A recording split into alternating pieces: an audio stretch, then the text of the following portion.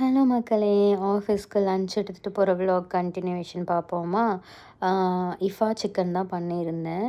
என்ன பிரிஞ்சி பண்ணியிருந்தேன். அதுக்கு வெஜிடபிள் பிரிஞ்சி மாதிரி பண்ணிவிட்டு சைடில் வந்து இஃபா சிக்கனும் அந்த மயோனீஸும் பண்ணி எடுத்துகிட்டு போனேன். ஹேரெல்லாம் நல்லா சீரம்லாம் போட்டு செட் பண்ணி அழகாக வந்து உட்காந்தா ஃபுல்லாக காற்று.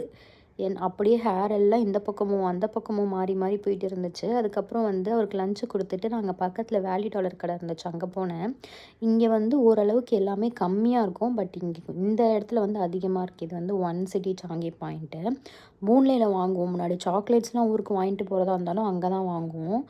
கொஞ்சம் கம்மியாக அஃபோர்டபுளாக இருக்கும். பட் இங்கே கொஞ்சம் ரேட் அதிகமாக இருந்துச்சு. அவர் வந்து நான் எப்போவுமே ஓல்ட் சாங்கி இதில் வந்து கறி பஃப், சிங்கப்பூர் ஸ்பெஷல் கறி பஃப் சாப்பிடுவேன்.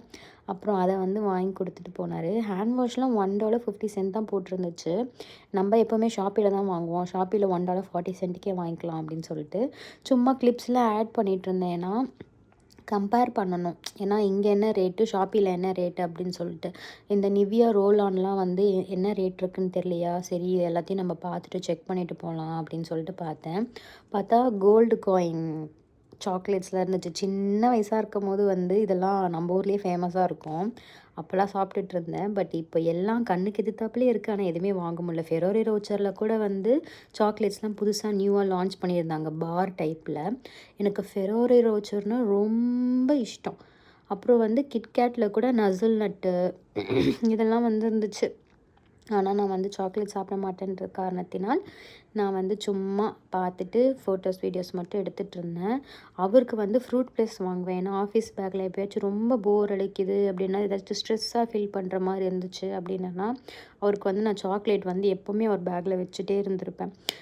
ஃப்ரூட் ப்ளஸ்ஸு அப்படி இல்லைனா வந்து இப்போ புதுசாக ஃப்ரூட் எல்லாம் சொல்லிட்டு நம்ம வந்துருந்துச்சு. அதனால் அவருக்கு மட்டும் 2 சாக்லேட் போல் வாங்கினேன். எனக்கு ஒரே ஒரு சீஸ் பால் சிப்ஸ் பேக்கெட் மட்டும் வாங்கினேன். ஏன்னா அது நான் மோஸ்ட்லி சிப்ஸ் சாப்பிட மாட்டேன். பட் இந்த கடையில் மட்டும் அது ஒன்று சாப்பிடுவேன். பட் வாங்கிட்டு சுத்தமாக பிடிக்கவே இல்லை. இப்போல்லாம் நிறைய ஃபுட் கண்ட்ரோல் பண்ணிட்டேன்னா ஏன்டா வாங்கணுன்ற மாதிரி ஆகிடுச்சு. இனிமேல் வாங்கவே கூடாது அப்படின்னு சொல்லிட்டு, டேஸ்ட் பண்ணுறதுக்கு கூட நம்ம வாங்கக்கூடாது அப்படி சொல்லிட்டு டிசைட் பண்ணிட்டேன். ஃபெரோரி ரோச்சர்லாம் பார்க்கும்போது இங்கே ரேட் கம்மியாக இருந்துச்சு. ஃபெரோரி ரோச்சரை தவிர எல்லாமே அதிகமாக இருந்துச்சு. ஃபெரோரி ரோச்சர் மட்டும் ரேட் கம்மியாக இருந்துச்சு. சரி, முன்னாடிலாம் வந்து மாதத்துக்கு ஒரு பெரிய டப்பா, ஒரு 24 பீஸ் வர மாதிரி ஒரு டப்பாலாம் அவர் வாங்கி தருவார். மந்த்லி அப்போல்லாம் சாப்பிட்டுட்டு இருந்தேன். பட் இப்போ சாப்பிட முடியல. லைட்டாக கவலையாக இருந்துச்சு. சரி பார்ப்போம், எல்லாமே நல்லதுக்கு தானே அப்படின்னு சொல்லிட்டு இந்த விலாகை இதோட முடிச்சுக்கிறேன். சப்ஸ்கிரைப் பண்ணாமல் இருந்தால் சப்ஸ்கிரைப் பண்ணிக்கோங்க. நெக்ஸ்ட் வீடியோவில் பார்ப்போம். பாய்.